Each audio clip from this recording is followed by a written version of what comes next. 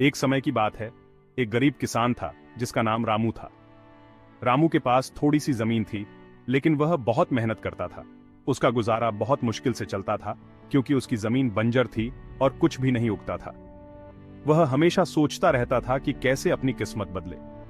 एक दिन रामू खेत में हल चला रहा था कि अचानक हल किसी सख्त चीज से टकराया। वह समझ नहीं पाया कि जमीन में क्या था। उसने फावड़ा लिया और खुदाई शुरू की। खुदाई करते करते उसे एक बड़ा सा घड़ा मिला।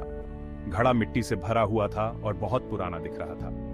रामू ने घड़े को खोला और उसकी आंखें चमक उठी। घड़े में सोने के सिक्के भरे हुए थे। रामू अपनी आंखों पर विश्वास नहीं कर पाया।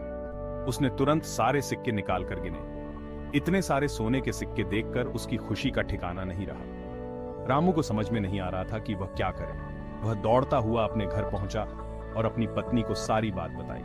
उसकी पत्नी ने कहा, यह भगवान का आशीर्वाद है, हमें इसे संभाल कर रखना चाहिए और इसका इस्तेमाल अच्छे कामों में करना चाहिए। रामू और उसकी पत्नी ने सोने के सिक्कों से एक छोटा सा घर बनवाया और अपनी बाकी जमीन को उपजाऊ बनाने के लिए उसमें मेहनत की। धीरे धीरे उनके खेतों में अच्छी फसल होने लगी और उनका जीवन सुखी हो गया। इस तरह रामू की ईमानदारी और मेहनत ने उसकी किस्मत बदल दी और वह एक खुशहाल जीवन जीने लगा।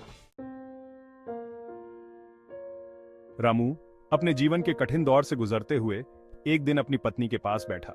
उसकी पत्नी ने उसे समझाया कि मेहनत और ईमानदारी से काम करने से ही सफलता मिलती है।